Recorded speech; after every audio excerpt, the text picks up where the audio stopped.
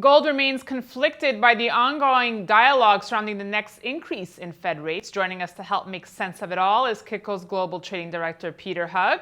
Peter, you missed out on some Fed news while you were on vacation. Welcome back. Yeah, it didn't look like I missed too much, though. The gold market's only traded in about a $20 range since I left last week. Well, it might get exciting this week, right? Chair Janet Yellen is expected to give an upbeat report on the U.S. economy later on this week. So what's your take, Pete? What can we expect from Jackson Hole, which is on deck now? I think Janet Yellen will try to be as optimistic as possible. I still don't believe that they'll move in September, but they want to leave on the table that they're sort of satisfied with how progress is being made with the U.S. economy and the movement towards their target rate of 2% inflation. Fisher came out last week and announced that they were moving closer to that level. I think, again, the dialogue right now is just to leave it on the table. I don't think they'll move in September.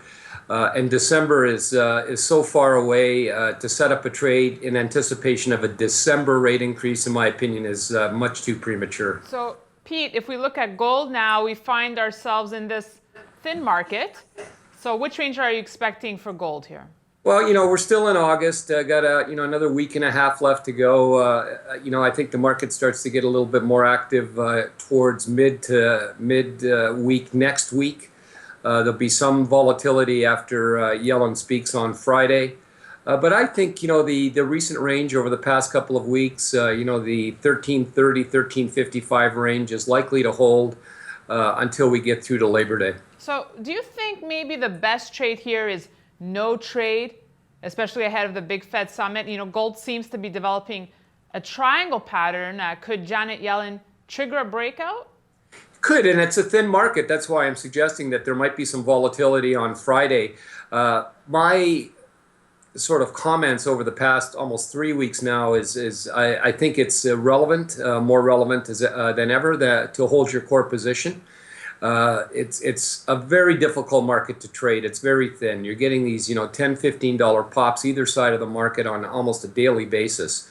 So even putting in tight stops, you're just going to get churned in this market. So if you don't need to trade, I wouldn't trade this market right now. I'd wait for a breakout on the levels, hold your core positions, and come fall, I think there'll be ample opportunity to get into a trade, whether short or long, with some momentum behind that move, as opposed to right now just this jerky movement back and forth on news bites on a daily basis. Peter, just to wrap, are you seeing the same on the silver front?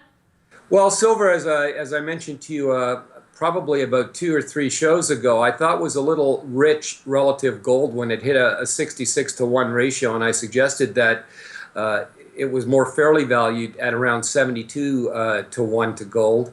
And overnight it went to 71.40. It's back just under 71-to-1 against gold. I still think silver could weaken against gold in the short term. But in around the 72-ish level to gold, I think silver's a better buy. Pete, thanks so much for your thoughts. We'll see you next week. You're welcome. And thanks for watching this edition of Kitco's Gold Report. We have Jim Wyckoff up next.